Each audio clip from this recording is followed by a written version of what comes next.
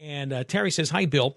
Captain Bill was actually way too polite in regards to the Board of Supervisors in Siskiyou County.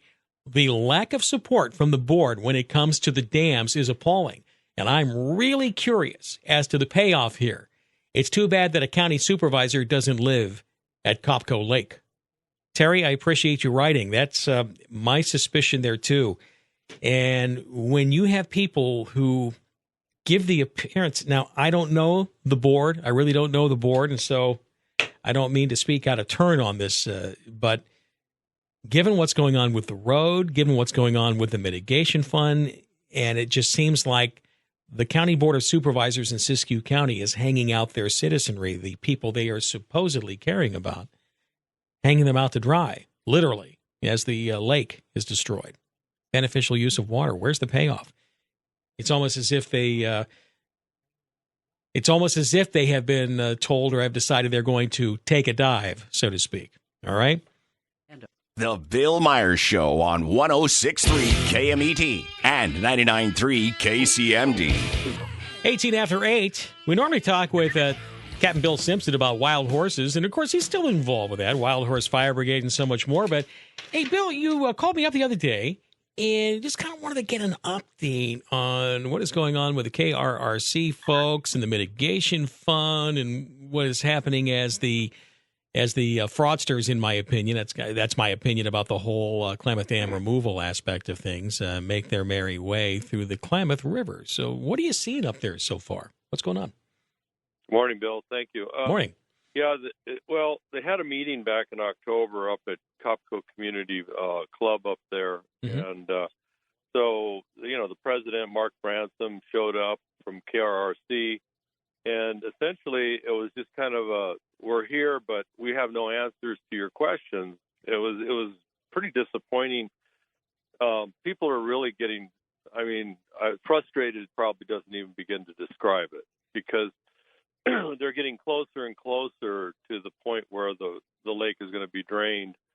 And the situation with the water, these wells are going to go dry. I mean, these are, all the wells around the edge of that lake are infiltration water. So it's all coming from the Copco Lake. There's no doubt about that. Right. And what kind of mitigation has been offered? Because there was a mitigation fund that was set up. I don't understand the whole process, but supposedly, as part of the Klamath Dam removal scam, there was some mitigation for people living there. Well, that's what they tell you. But when you try to reach out to these people, there's zero response. I've sent certified letters to KRRC and to FERC and got no response as far as what's going on with my own land here. But the people up there at Copco are getting the same. Basically, there's just, there's no response. I mean, it's just zero response. You send them a letter, and then they go, yeah, well, the rumor is they're offering $5,000 for a well. All right, now $5,000 for a well. If I understand correctly, I've talked with Kevin Klauser and various other people, Kevin at Klauser and a lot of other things. I don't think $5,000 gets you even a drilling rig to show up to your property. Am I wrong about that or not? Yeah, it won't. I mean, the people up here are good people. They've shopped around. There's only two well drillers anywhere, and Oregon people can't come down here. Oh, and then okay. And then there's two drillers. You got Tweedy, who's retiring, and his equipment is old and tired too, just like he is. So he's got a 1-year waiting list, and he's retiring. And then you got another place down in Redding. And when they call down there, now those guys are real active, but they've got a longer waiting list. And on top of that, the quotes that they said is to come up and just set up is $50,000, and a well is probably going to run about $100 now. So you're looking at $50,000 just to come up and set up to start drilling, to get the equipment up here to start drilling. But KRRC is rumored to be writing checks for $5,000? Really? They're not. Nobody's seen any money from them. Oh, no one. Fact, okay. Nobody's seen a dime from those people or from the mitigation fund, as far as I know. And then Jay Martin, the publisher of Wairika and Siskiyou News, was there at the meeting, And he talked to Mark directly, face to face. And he says, Mark, these people are suffering. Why don't you just pull out your checkbook and write some checks? And he told Jay Martin, we have no money. Those are the words out of his mouth. We have no money. Now this is secondhand. You didn't hear this. This was what the Siskiyou news guy telling you this, or Jay Martin. Jay Martin. Jay Martin and I talked to Jay quite a bit. Okay.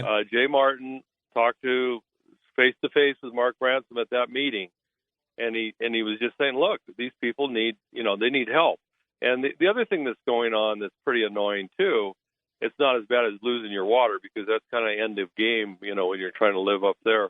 But the amount of traffic on the road here has reduced Copco Road to basically like a Baja 500 road. I mean, it's essentially single lane all the way up now because of these giant potholes. It's falling into the lake in places. It's peeling off the.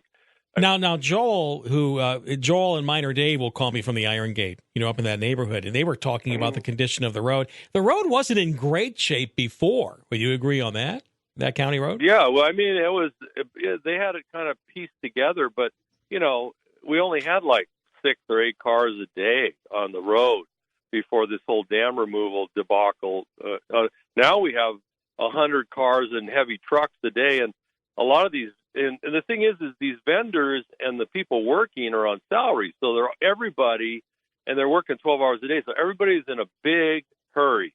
Yeah. And, because they're not getting paid hourly. So everybody's racing up and down this road, and it's craziness, because you meet people on these blind curves with a sight radius of 100 feet. Even if you're going 35, it's posted 35. People are going 35 and more, 40, 50. The sight radius is 100 feet. So the closure rate, people coming around a 100-foot sight radius curve, the closure rate is anywhere between 70 and 100 miles an hour, depending on how the two vehicles coming together on a curve. And then you got potholes. People are weaving around trying to get around these big potholes and stuff. It's taking us. See, here's the thing: they're making a living. All these vendors are making a lot of money on dam removal, but the citizens are paying the price on their vehicles right now. Tires, shocks, undercarriage, all that's getting worn out. Who's going to pay for that? I mean, we shouldn't have to suffer financial loss so they can make a living up there. Right? I mean, they're making millions of dollars. So now what I'm wondering, though, is where is Siskiyou County? Because Siskiyou County is supposed to be there protecting the people. And my concern, I remember I was talking about this, and yeah, I engage in hyperbole sometimes with respect, is that I have fun with some people. Like when I look at I remember when the KRRC ended up giving a water tender to a fire department down there in the neighborhood. I'm thinking to myself, all right, you give a fire department a water tender, but there's not any water for them to put in it because you're blowing up the dams and getting rid of this. Is Siskiyou County getting muscular about this, or saying, hey, what's going on with this? Because Siskiyou County people are being hurt by this, Captain Bill. I can't help but see a real problem here, and your county should be stepping up. What's up? Well, I don't think they have our backs. I mean, I hate to say it, but and they don't like it when you say anything negative toward the county, of course. But the county doesn't seem to be very interested in supporting these citizens up here and getting muscular with these vendors, because you've got the 3 largest. You got Kiewit, McMillan, and J.R. Martin up here. Huge corporations. I mean, they should pull out their checkbooks and write everybody on Copco Road a check for $1,500 to cover tires and shocks, because they're making money. They're going to leave, and our vehicles are going to be trashed. And they're directly damaging. You're seeing direct damage to the roads there from all of the heavy equipment traffic. Okay. Yeah. Well, yeah, they're making a living off our road, and our taxes paid for that road. They didn't pay for that road. And yeah, maybe underscore, they might fix it when they leave. Allegedly that's what's supposed to happen. But in the meantime, our vehicles are ruined. Our tires, our shocks. I mean, it takes an hour. I mean, if you're careful trying to get down this road now to get to I-5, it's 45 minutes just to get to I-5. What would it normally take? What did it take before the construction started? You could do it in 30 minutes. Mm-hmm. So it's added at least 15 more minutes. So, and then that's assuming. I mean, I've been run off the road by a semi before. There was a car. Now I don't know how this car went off the road, but I mean, it went down a 20-foot embankment. I took a picture of it. I have a picture of this vehicle that was a compact car. I don't know if it got run off or they just missed the curve, and then we had the cement truck flip over down here. And that's just what I know about. I mean, stuff is going on down there. There was a bunch of car parts on the side of the road. Somebody hit something up there the other day. But it's a mess, and the vendors are just running up and down the road. I mean, the amount of litter on the side of the road now is ridiculous. There's empty beer bottles and whiskey bottles and stuff. Now, one of the concerns I had about this dam removal scam, and that's what I will continue to refer to it as, a consensus-based process that just irritates me to my core. Okay, so there's my bias. I will admit my bias on this, Captain Bill. Okay, but my concern is who is really the controlling authority of everything that is going on there. What role does the state play? What role does the county play? What role does KRRC play? I mean, who is ultimately responsible for paying off the damages and mitigating the wells and all this? Who's supposed to be doing this? Do you know? Well, everybody points the finger at the other guy. I mean, KRRC points their finger at the mitigation fund. The mitigation fund, you can't. Now, is that a state or county function? The mitigation fund. Well, quite frankly, I thought KRRC originally set that up. Mm-hmm. Now, apparently, they're acting like it's a whole separate entity suddenly. So, and I don't know where they're getting their money, if they even have any. And quite frankly, I don't have that information. But the county, they send a truck up and down the road, and they're looking at the road, but they have no money to fix it, from what I understand. Mm-hmm. They expended the budget on the road last summer. The other thing that's going on up here is last year, we had some fires up there on the Oregon side, and supposedly they put in these hydrants that, the trucks can get water off of, right? Right. That are going to be here when the lakes are drained. Well, the hydrants ran out of water, and they had to dip the lake anyway to fight the fires. So what's going to happen when the lakes are gone, right? I mean, you show up, early warning. They have all these nice little stories they tell you, the KRRC people. Oh, yeah, we're going to have advanced lookout and special cameras and blah.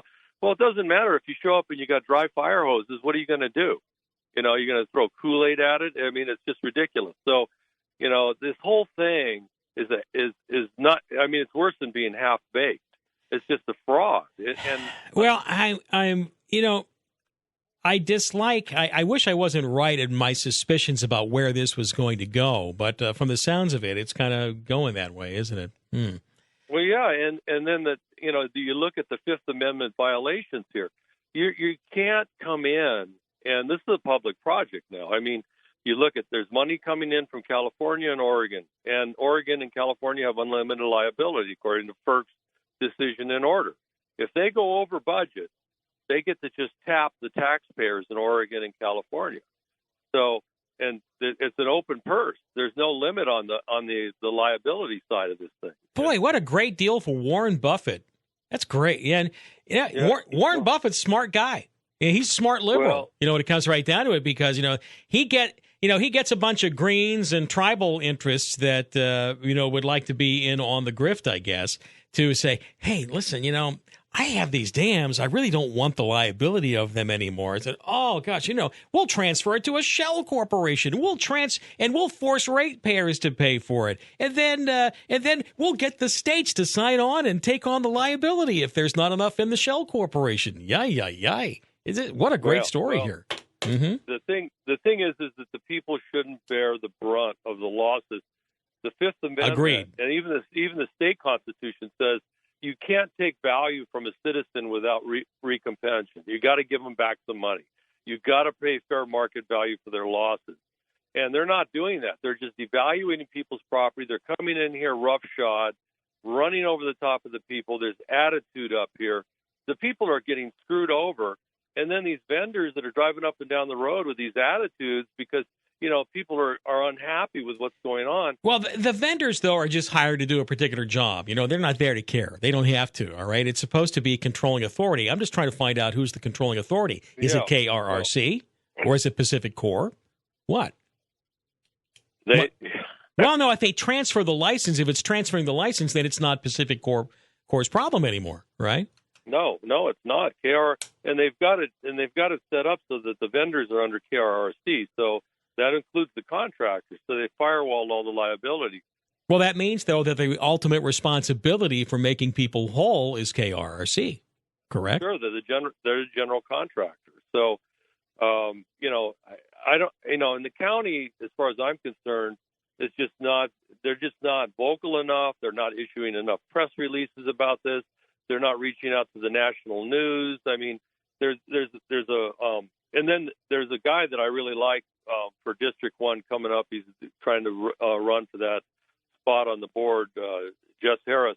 I think Jess is a good man, and if we can get more people like Jess on the board, we would have a board standing behind the citizens. But right now, I feel like the citizens are in free fall. I don't feel like we have the county should be at our back.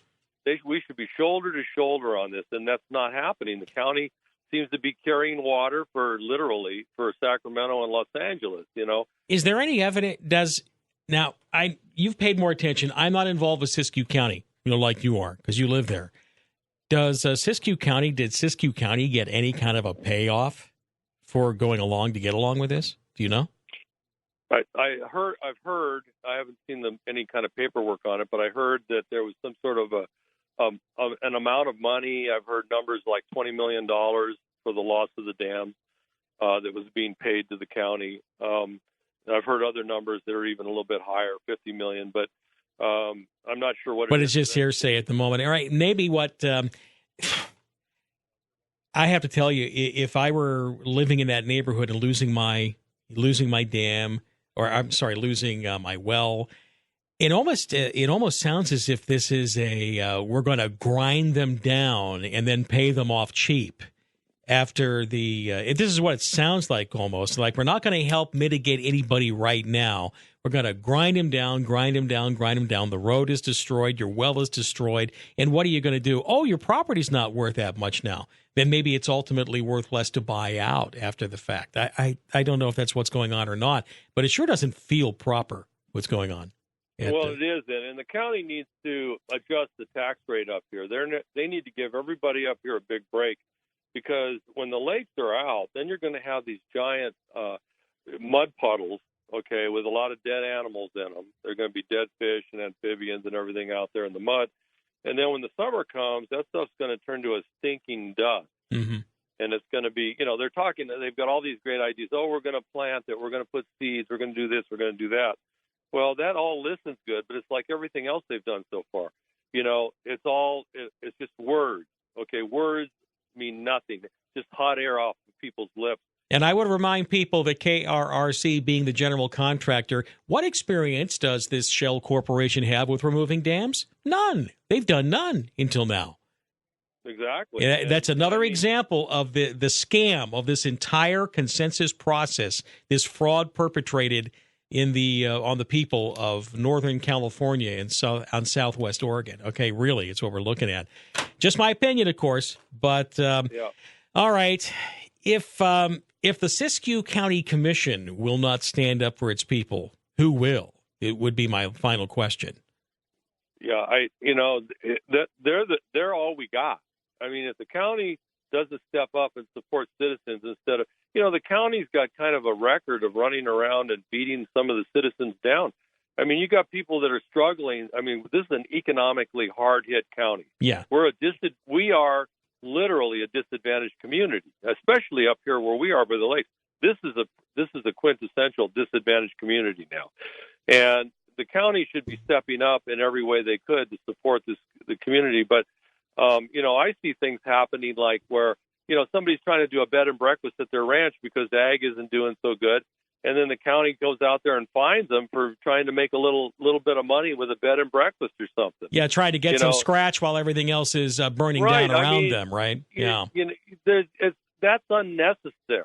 I mean, you could say, look, instead of fining them or going after them or spending, the county spent over $1 million suing Dara Trucking and ended up losing on that. That was $1 million we could have had for something else. The county has a history of going after people for no good reason. There's a better way to do these things. There's a better way to work with your citizens instead of using all these administrative rules to make life hard on people that already have a hard life. Mm-hmm. Well, all I would say is that the people that are being destroyed up there in the on the Klamath there, they need to organize and get there in front of that commission, because as Mr. X has said so many times, and he's right, your silence is your consent. Yeah, well, they make it really hard to do that too. See, the people up here, it takes almost 2 hours to drive downtown there now to sit in front of the Board of Supervisors, and you get an entire 3 minutes, and they kind of look at you, and then as soon as you walk out, it's all forgotten. Maybe the thing to do is, instead of asking for 3 minutes to be able to speak, that you actually ask to be an agenda item, or actually, a request or demand that they have a public hearing on the problems there, so that it is a public hearing in general on just this and not just a regular meeting of the board. There's a lot of people with more influence than I have done that. And, you got Richard Marshall and the Siskiyou County Water Users Association. I know, I understand from him that some of the board won't even talk to him anymore. It's just like they're just shutting us off. It's just like, okay, you guys just suck it up. It's a done deal. You just, eat crap. That's what's going to happen here. So, but I feel bad for some of these people up here that have been here 25 years at Copco. They have their life as savings in their properties, and now they're on Social Security. They don't have the money for a $100,000 well, and obviously, the mitigation fund, if they even have any money, isn't going to come through with the kind of money they need for all those wells. And we're not seeing the Fifth Amendment rights people have being upheld. We're not seeing eminent domain being used, which is that is the legal process that should be engaged right now, because it's a publicly funded project now. And that means when the public money is used, you have to use eminent domain. You have to make people whole. And they're not doing it. Well, it's going to take lawfare to make that, to really drive that point home. Yeah, and people don't have the money to hire some highfalutin New York lawyers to come in here and deal with this mess. Because why would you need a New York lawyer to litigate a problem in Northern California or Southwest Oregon? You're going to need some big firm, because here's the deal. Okay, KRRC is going to fold up like a cheap lawn chair. As soon as the litigation comes, they're going to just say, Chapter 11. Yep, they're going to go they'll go bankrupt, which is what we were warning right from the beginning. They'll go bankrupt, and then the taxpayers are holding the bag in Oregon and California. And so the citizens at that point end up having to sue the state of California and Oregon, and you know how that goes. You see, and that's why you'd need a giant firm. Heads the state wins, tails the citizen loses. Okay, all right.